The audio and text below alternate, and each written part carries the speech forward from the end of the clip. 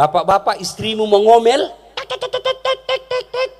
pertama pasti kamu jarang kasih duit. Ya bu, nggak percaya? Kau dengar, ibu-ibu jawab. Biar suami tidak pulang, yang penting bawa Nah, kau dengar, bukan kau dicari uang. Ya tuh bu. Jadi kalau ada istri suka ngomel, pasti uangmu kurang.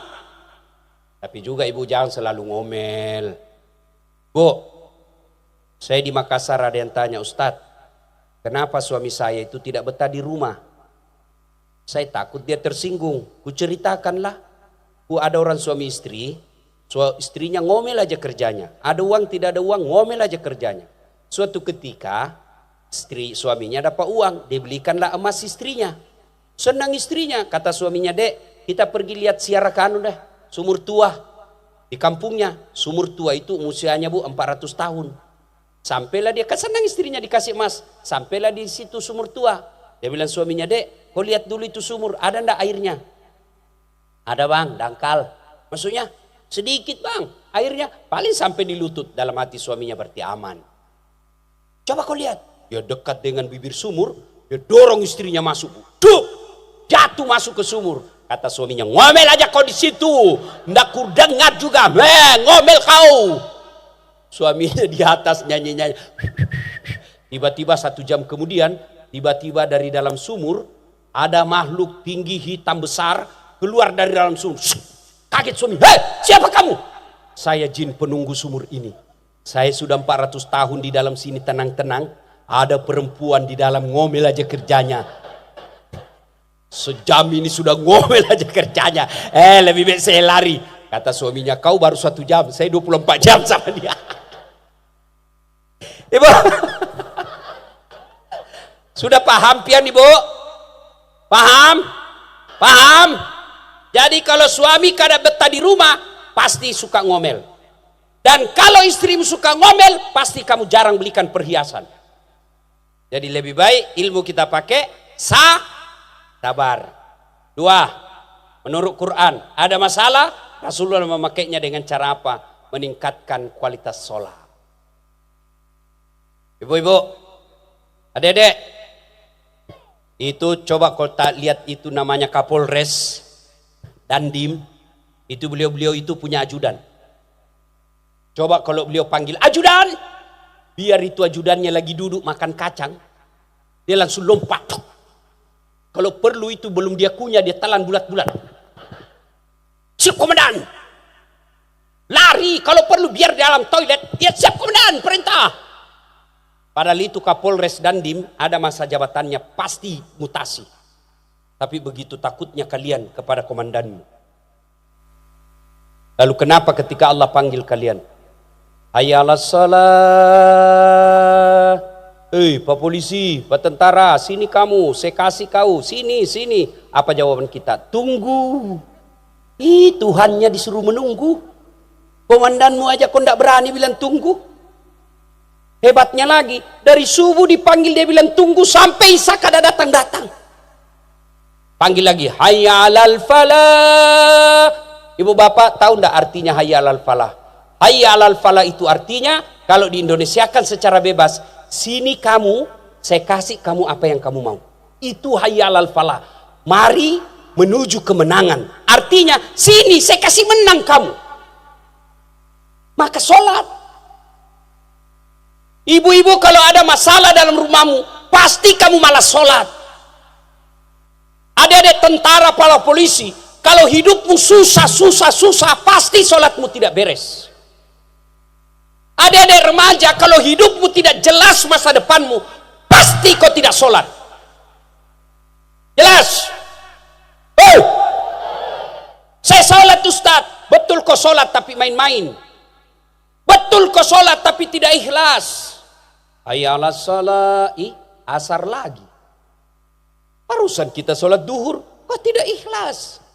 Saya sholat Ustaz. Betul kau sholat tapi main-main. Mulai takbir dia sudah main-main. Allahu Akbar. Bismillah. Kira berdoa. Ihdinas. Siratal ladzina. alaihim ghairil. Kau ketawa karena kau begitu semua. Nah, sholat betul-betul. Siapa yang ngajar kamu sholat seperti itu? Sholat kayaknya ndak serius ketemu Allah. Mau ketemu saja sama bupati kita pakai parfum, pakai baju baru, datang awal waktu. Kita ketemu Allah rasanya main-main baju. Allah.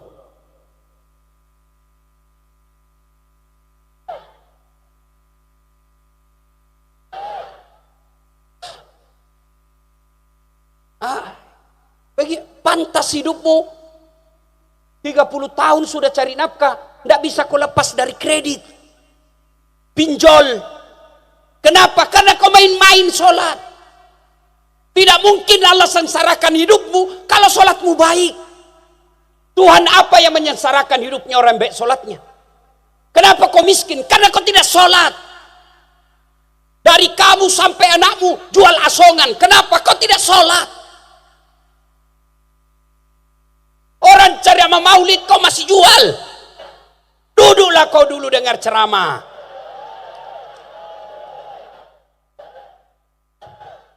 Ya kalau kau dapat untung 1 juta, dengar ceramah, mudah-mudahan itu membuat kau cinta kepada Nabi. Allah lapangkan rezekimu. Jual asongan bisa besok. Dengar ceramah sekali-sekali, belum tentu saya bisa datang 2 tahun yang akan datang. Ya, sholat ibu-ibu paling banyak ndak sholat gara-gara jilbab. Pergi pengantin gara-gara jilbab, ndak mau sholat. Jilbab sakaratil maut. Tahu jilbab sakaratil maut? Itu kalau saya pergi ceramah di Malaysia, ibu-ibu jilbabnya cuma pakai segitiga, kasih peniti, selesai. Di Brunei juga begitu, tapi begitu kita masuk Indonesia, jilbabnya ada kainnya dulu itu 2 meter, dia ikat di lehernya. Dia kasih peniti. Ya, sudah susah dia balik dia begini dia nih. 3 lapis itu jilbabnya, kuning, biru, jingga. Dia kasih miring lagi sedikit begini. Ada kayak kering-keringnya di sini, ada juga kayak pohon di belakang. Roknya sempit, bajunya sempit. Kata suaminya, buru-buru kau ibu, tunggu dulu pak, bentar kesian. Balik sini dulu apa sih pak?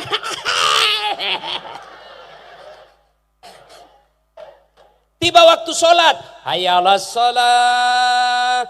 Oh, saya sudah jualkan kau sawah, kau pergi sholat. Saya pergi jual sawah supaya kau haji. Masa sudah haji kada sholat bu? Apa kata ibunya? Kau sadar pak, saya sadar ini saya suruh kau sholat. Kau ndak lihat ini jilbabku? Repot betul dipakai pak. Besok lagi kita bilang sholat. Pantas, ndak bisa bahagia rumah tanggamu meskipun duitmu banyak. Tuan-tuan, kalau sholat baik-baik, kamu tukang servis pinggir jalan, jual-jual bensin botolan, tapi sholatmu baik. Kalau bukan kamu yang baik, nanti anakmu yang sempurnakan hidupmu. Saya bukan mau takabur dan sombong pamer-pamer. Ibu saya dulu bantu-bantu orang kalau pengantin cuci-cuci piring. Bajunya dijual, kainnya dijual untuk anaknya sekolah. Kalau ada keluarga pengantin tidak pernah dia di luar, bagian cuci piring dan masak di belakang. Saya lihat ibu saya berdoa, ya Allah panjangkan umurku, saya bisa bahagiakan ibuku. Ibu saya tidak kaya, Allah kasih saya rezeki, saya bangunkan masjid. Kira-kira masjid saya di Makassar itu bu saya paling mewah, bukan mewah, paling indah di Makassar. Saya kasih nama Siti Mang. Ibu saya jemput pakai heli, pergi lihat masjidmu. Bapak saya bikinkan masjid, meskipun bapak saya dulu miskin, tapi ajar sholat. Tidak mungkin Allah sengsarakan hidup orang baik sholat. Pian sabarataan, kalau mau baik hidupmu sholat. Bang Rijal besok-besok Allah takdirkan bapak jadi pemimpin. Kalau bapak mau cari pejabat, lihat dia punya sholat. Jangan cari penjilat. Ya pak. Siapa. Itu yang merusak itu pak. Lihat sholatnya. Ibu-ibu, kamu mau cari mantu, lihat sholatnya. Gimana caranya? Suruh datang sholat maghrib, suruh asan, suruh imam. Kalau bacaannya cuma kul-kul, evaluasi. Apa susahnya Allah kasih kamu dunia? Apa susahnya Allah kasih kita Bapak minta sama saya belum tentu saya kasih. Kenapa? Saya juga butuh apa yang Bapak minta.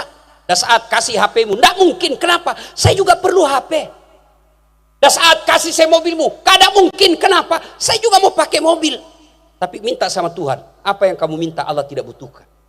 Allah cuma katakan kun, fayakun jadi. Dan syaratnya tidak susah banget. Salat. Ada orang kasihan merantau dari Jawa, merantau dari Sulawesi, merantau dari Sumatera, datang ke kampung kita ini cari nafkah. Sayangnya dia tidak sholat. Ibu-ibu saya mau tanya, tolong jawab. Bu, kalau suamimu cerewet ada pilihan enggak? Ada. Pulangkan saja aku pada ibuku atau ayahku. Cerai kita bang.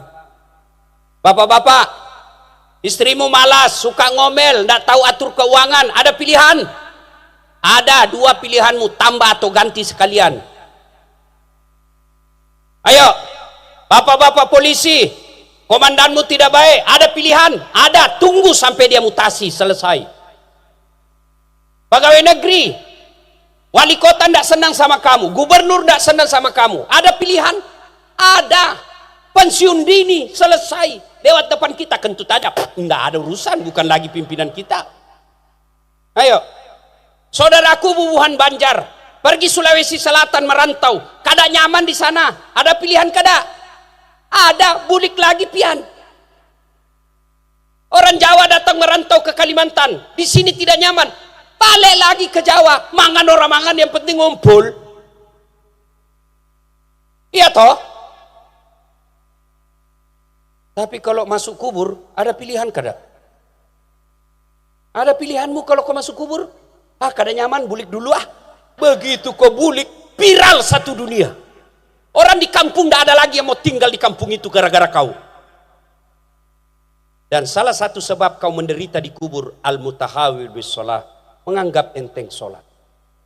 Saudara-saudaraku, kalau kalian cinta kepada Rasulullah, dua ini pelihara. Ada masalahmu, terapkan ilmu sabar. Dua, perbaiki sholat. Saya sudah sholat Ustaz, alhamdulillah. Sudah sholat, alhamdulillah. Jangan putus sampai di situ. Contoh Rasulullah. Rasulullah tidak pernah sholat di rumah kecuali sholat sunnah. Sholat 5 waktu, beliau berjamaah di masjid. Alhamdulillah ini kampung Pak. Masya Allah.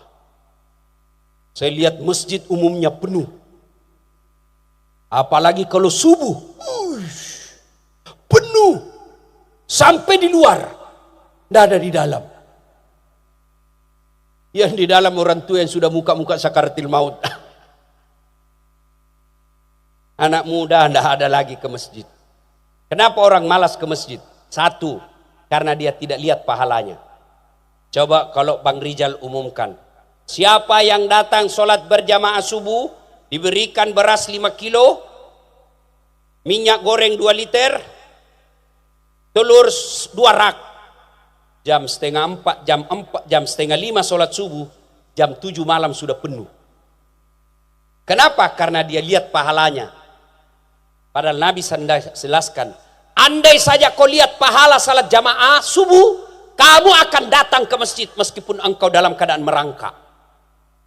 Yang kedua, sebab orang malas ke masjid. Satu tadi dia tidak lihat pahalanya. Yang kedua, dia tidak tahu pahalanya. Apa pahala salat jamaah? Buka kitab Durratun Nasihin. Satu, kalau kau wudhu dulu baru ke rumahmu, melangkah kaki kanan 1 pahala, melangkah kaki kiri gugur dosa kecilmu. Dari rumahmu ke masjid 200 meter, PP 400 meter, berapa langkah kau dapat? Kaki kanan 1 pahala, kaki kiri gugur dosa kecil. Apalagi kalau langkahmu begini. Iya dong, berapa langkah itu? Yang kedua, kata Nabi, kalau kau ke masjid, seluruh tanah, tumbuhan, pagar, tegel, aspal, tiang yang kau lewati akan jadi saksi. Itulah sebabnya dianjurkan ketika ke masjid berjamaah, usahakan beda jalanmu waktu pergi, beda pula jalanmu waktu pulang. Itulah juga sebabnya disunnahkan ketika kau berjamaah di masjid dan sholat sunnah, usahakan pindah ketika 2 rakaat selesai. Mau tambah lagi sholat sunnahmu, pindah lagi. Supaya apa? Tambah banyak saksi di akhirat kelak. Yang ketiga, kalau kau ke masjid basah bajumu, bajumu itu yang basah nanti akan lindungi kamu dari sentuhan api neraka. Maka kalau bapak ke masjid basah, basah itu akan jadi mantel agar kita tidak disentuh api neraka. Jangan juga salah paham. Mentang-mentang sudah dengar begini, dia tunggu hujan keras. Begitu hujan keras dia buka payungnya, dia jalan. Itu beleng-beleng namanya itu. Ya, Bu, apalagi pahala berjamaah 27 kali lipat. Artinya 1 kali sholat di masjid 27 kali sholat di rumah. Apalagi sholat berjamaah di masjid ada doa bersama. Yang ketiga, sebab orang malas ke masjid, manajemen masjid tidak bagus. Ada masjid saya bangun, alhamdulillah.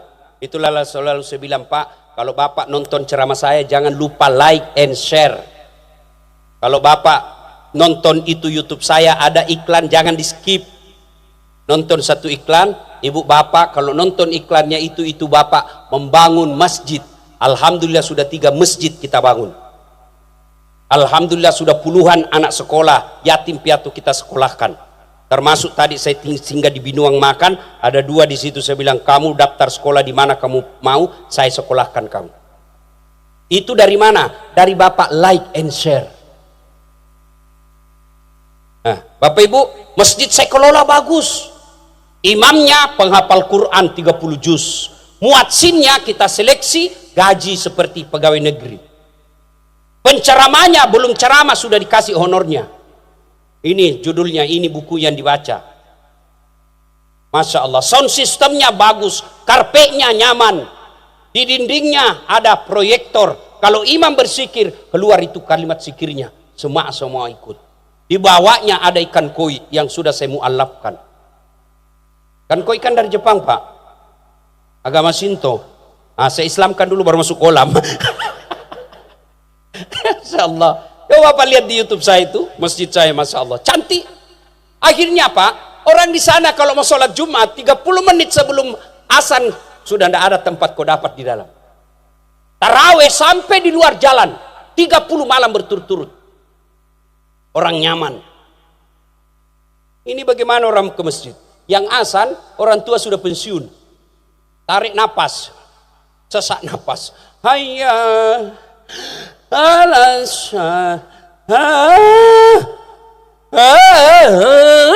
nggak jelas apa baca. Dia bilang anak murid, itu lagi yang ngasan bikin jengkel.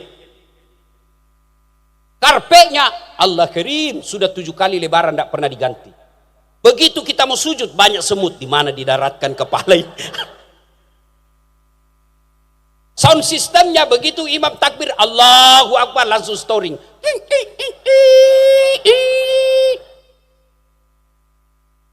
Penceramahnya mulai dari salam pertama sampai terakhir neraka terus dia bahas. Kamu dibanting, dilipat, ditusuk pantatmu, digulung kamu, dihantam lehermu. Dia bilang tidak budaya, tidak usah mesti bikin takut saja itu Pak Ustaz. Allah. Apalagi Pak Imam, aduh Pak Imam saya tidak tahu, ini banyak anak muda penghafal sekarang. Dia suka baca yang panjang-panjang dan tidak dihafal. Salah itu deh, maafkan saya kalau ada imam di sini. Yang disunnahkan Nabi baca yang umumnya orang hafal. Itu sunnah, bukan saya karang-karang. Baca umumnya orang hafal, yang kedua ringkaskan. Itulah sebabnya kalau imam sebelum angkat takbir kan disunnah lihat dulu. Salat jami rahimakumullah, lihat pasukan, oh banyak nenek-nenek. Banyak kai-kai, jangan panjang Pak, kau siksa orang tua. Bayangkan ke dia rematik, kasihan. Belum selesai Pak Imam jatuh kepalanya. Diangkat lagi kepalanya, belum selesai. Jatuh, udah lama lagi jatuh. Kau siksa kasihan orang tua. Ya, ringkaskan. Yang kedua kata Nabi, baca yang umumnya orang hafal. Tujuannya apa? 1, supaya orang khusyuk ikut. Coba kalau imam baca wadduha, kita ikut, kenapa? Kita hafal.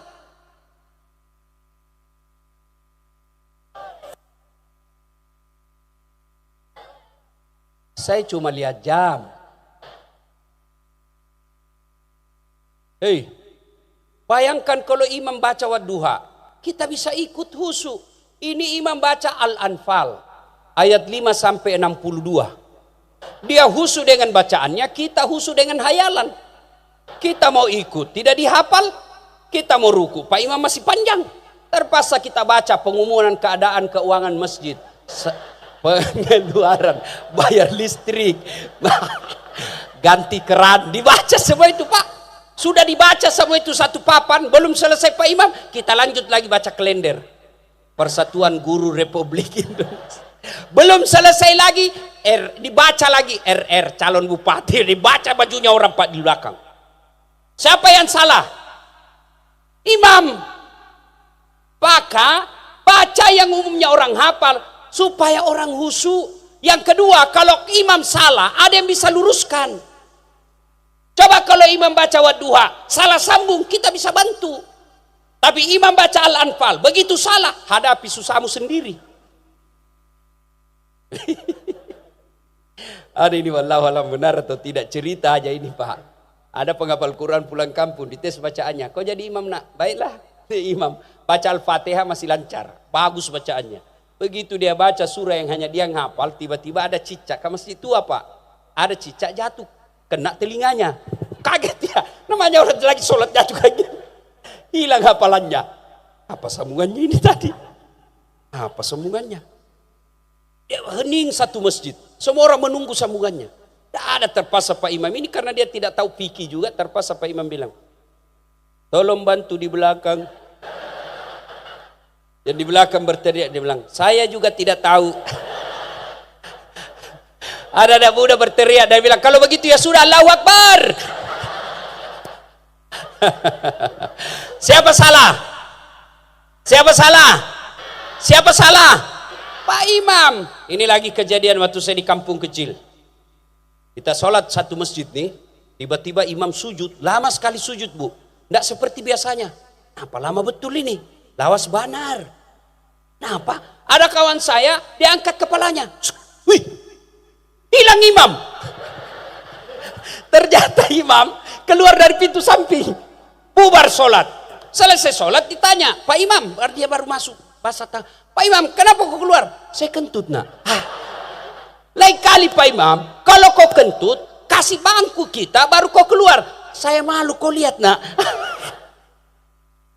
Bubar salat. Siapa yang salah? Siapa yang salah? Siapa salah? Imam.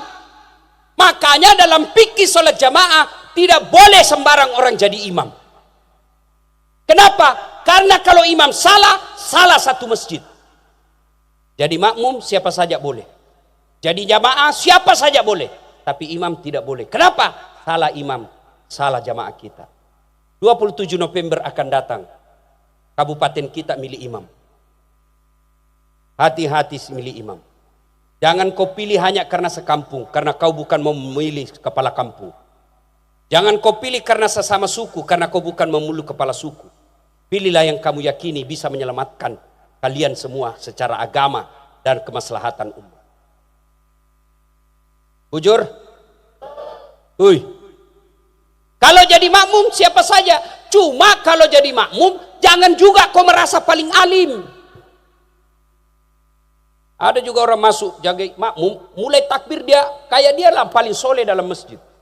Mulai takbir dia ganggu kita.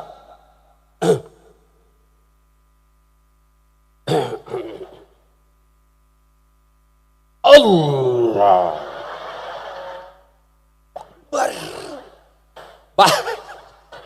baca Al-Fatihah kayak dia mau gigit kita punya telinga. Alhamdulillah maliki yaumiddin. Ada lagi yang suka ganggu kita itu, apalagi yang ganggu kita. Biasanya itu ada orang sholat dia kasih pindah-pindah kakinya. Bapak pernah dapat kan? Kita kasih pindah kaki, kasih pindah lagi. Saya kasih pindah, dikasih pindah lagi. Selesai sholat dia bilang, kenapa diinjak kakiku? Kau ganggu saya. Boleh, tapi tanya dulu di sampingmu. Pak, boleh enggak saya tempelkan kaki saya Pak? Kalau dia bilang jangan dek, kau ganggu saya, nanti kakiku saya ingat. Kakiku aja kupikir. Nanti kita main kayak injak di sini. Kalau dia bilang jangan. Saya tanya waktu saya jaga, kenapa injak? Kamu ganggu saya. Kenapa kau kasih dekat kaki? Katanya ini supaya sap rapat Ustaz. Saya bilang, bukan begitu kalau mau rapat sapmu deh. Ini yang kau kasih rapat deh. Pundak, bukan kaki. Karena kalau kakimu rapat kakimu sapmu longgar. Kau kasih pindah. Kerugu Allah. Ya, tahu enggak kalau jadi makmum? Kata Nabi, kalau kau jadi makmum pakai sikat gigi dulu. Pakai kau parfum. Apa sikat gigi dan parfum sampai kepada Allah? Tidak. Maknanya apa? Jangan kau ganggu tetanggamu. Maknanya apa? Pilkada kalian tidak boleh saling mengganggu. Itu namanya berjamaah. Orang yang rajin berjamaah, dia akan menjadi rahmatan lil alamin. Pilkada jangan membuat kalian berpecah belah. Ini pesta tahunan, pesta demokrasi, 5 kali 5 tahun. Kepada calon jangan saling menyerang. Kepada masyarakat silakan pilih jagoanmu, jangan kau hina orang. Kepada tim sukses jangan kau bodoh-bodohi masyarakat. Kepada masyarakat jangan kau bilang wane piro. Saudaraku, pilkada ini jangan membuat tegang. Masih ingat Pilpres 2019? Adik-adik masih ingat pemilihan presiden 2019? Siapa yang bertanding? Bapak Prabowo dengan Bapak Joko Widodo. Siapa yang menang? Bapak Joko Widodo. Siapa menterinya? Bapak Prabowo. Bahantam waktu debat. Satu paket. Kalian bertetangga sejak lahir. Tetanggamu kalau kau pergi keluar daerah, dia yang bersihkan rumahmu. Beda pilihan hanya. Sampai sekarang kau masih baku musuh. Itu aslinya beleng-beleng.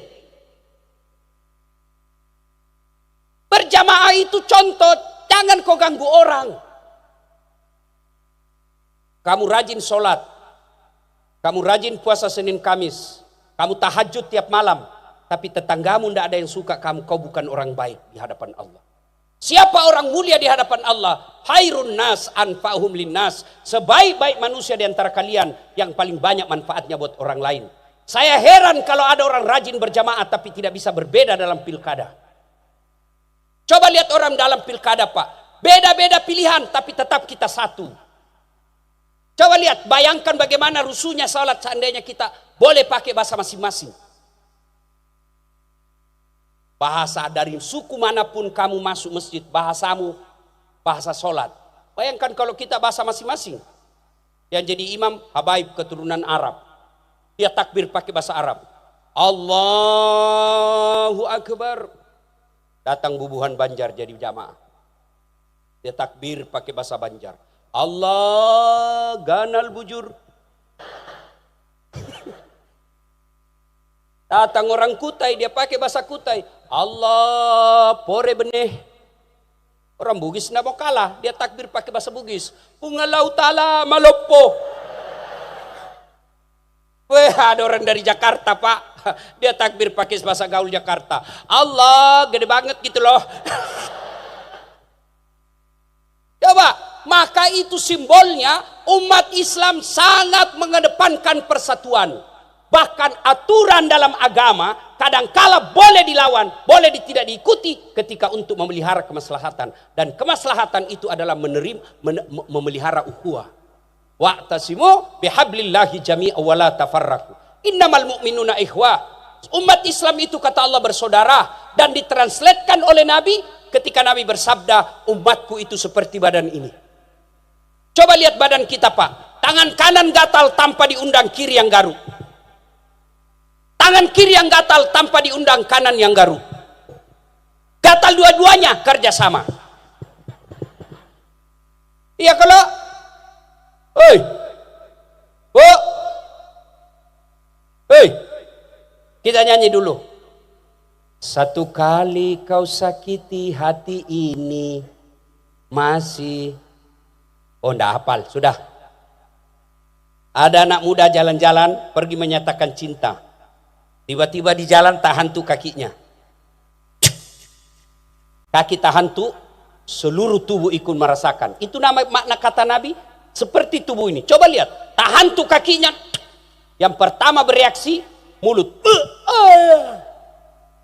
Yang bereaksi berikutnya mata mencari. Bereaksi berikutnya tangan mengusap. Reaksi berikutnya mulut meniup. Kada menahan. Iya, ada ndak anak muda jalan-jalan tahan tuh kakinya? Jalan kamu, siapa suruh kau jalan? Jalan saja ke sini, jalan. Nggak ada. Begitu mestinya kita di kabupaten ini. Boleh kita berbeda pilihan, boleh berbeda partai, boleh berbeda tim sukses, tapi satu tujuan, mengangkat harkat dan martabat kabupaten kita. Kepada penyelenggara, biasanya sepak bola rusuh kalau wasit tidak adil. Ya, maka sedulur-sedulur, panjenengan ngaseng, jangan berpecah belah. Wa'tasimu bihablillahi jami'an wa la tafarraqu. Berpegang teguhlah engkau kepada tali persaudaraan agama Allah dan janganlah engkau bercerai-berai. Kalau rusuh kabupaten kita, bukan orang di Makassar yang akan merasakannya. Kalau rusuh kabupaten kita, bukan orang di Jawa Timur yang akan susah. Siapa yang akan susah? Kita sendiri. Maka menjaga ketentraman bukan hanya tugas polisi dan tentara, tapi tugas kita sabarataan. Mari jaga persaudaraan, jaga ukhuwah, jaga persatuan kita, supaya apa? Allah janjikan, walau anna ahlal qura amanu wattaqau lafatahna alaihim barakatim minas sama'i wal ard. Penduduk suatu negeri beriman dan bertakwa, iman takwa itu tidak berpecah belah, mereka bersatu berpadu, maka Allah turunkan keberkahan dari langit dan keberkahan dari dalam tanah. Ibu bapak saudara-saudara sekalian, banyak yang ingin kita sampaikan, tapi waktu jualah yang membatasi kita. Masih bisa bu? Terus menghina sampean. Kau kira saya tukang parkir? Ustaz kondang ini. Terus. Tambah.